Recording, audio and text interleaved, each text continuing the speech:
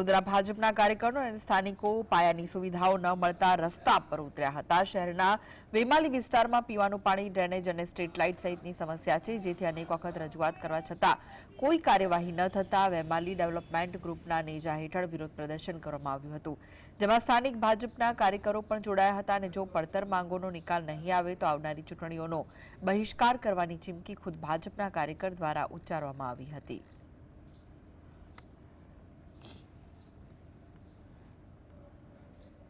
કે આજે વર્ષો સુધી ભારતીય જનતા પાર્ટીને મતદાન કર્યા પછી પણ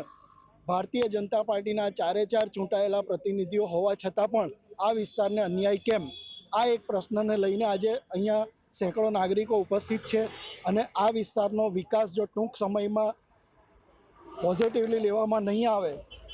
તો આનાથી પણ વધુ ઉગ્ર આંદોલન કરવાની અમારી તૈયારી છે। અહીંથી જે વાહનો આવે છે ને બહુ સ્પીડથી આવે છે ધુમાડ ચોકડીથી, અને જ્યારે સ્કૂલ